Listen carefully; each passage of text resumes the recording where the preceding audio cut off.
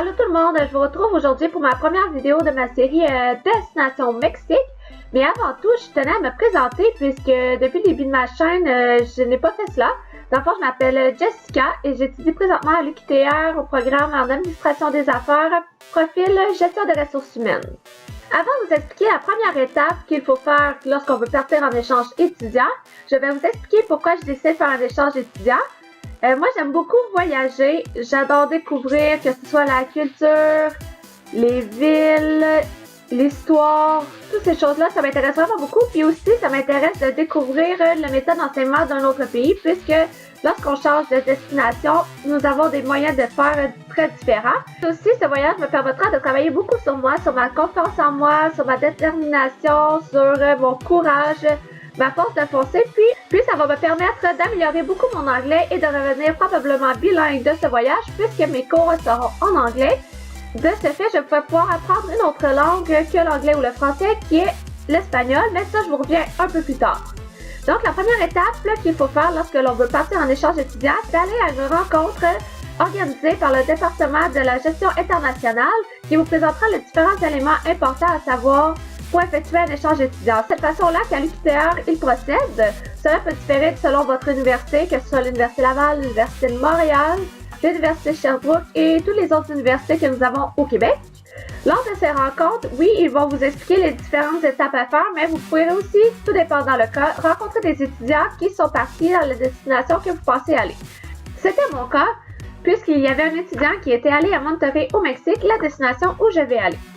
Lorsque cet étudiant nous a parlé, il nous a présenté des vidéos vlogs qu'il a fait de ses journées là-bas, puis il nous a montré l'appartement où il restait, les coûts que ça pouvait coûter, les moyens de transport sécuritaires à utiliser là-bas, puisqu'il est important de savoir que lorsqu'on va au Mexique, il est important d'écouter les diverses recommandations que l'école nous fera afin d'être le plus sécuritaire possible et que rien ne nous arrive.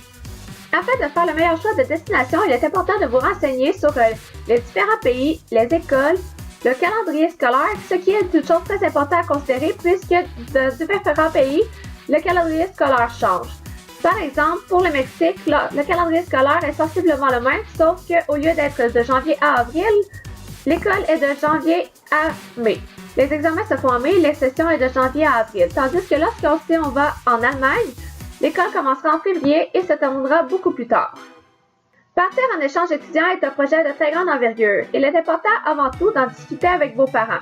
Cela pourra vous aider aussi à choisir la destination de votre choix, tout dépendant de ce que vous voulez, que ce soit pour pratiquer une langue, pour découvrir un pays.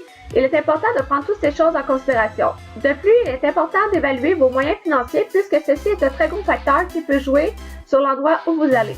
Par exemple, si vous décidez d'aller aux États-Unis, en France, les coûts seront beaucoup plus élevés que si vous allez dans un autre pays, comme par exemple le Mexique. Le Mexique coûtera sensiblement beaucoup d'argent, mais il en revient moins cher y vivre que si on irait en France avec l'euro ou aux États-Unis avec le dollar américain, qui coûte beaucoup plus cher que le nôtre présentement. Cette vidéo fut de très courte durée, j'espère qu'il vous aura plu. Revenez très bientôt pour l'étape 2 qui sera postée très prochainement. J'espère avoir capté votre attention et que vous aurez le goût de me suivre dans cette aventure. Plusieurs vidéos se rattachant à mon périple au Mexique suivront dans les prochains jours ou dans les prochaines semaines puisque étant donné que la mi-session arrive, je vais avoir beaucoup de travail. Puis, lors du voyage, plusieurs vlogs suivront. Donc, j'espère que ça vous a plu et à bientôt. Bye bye!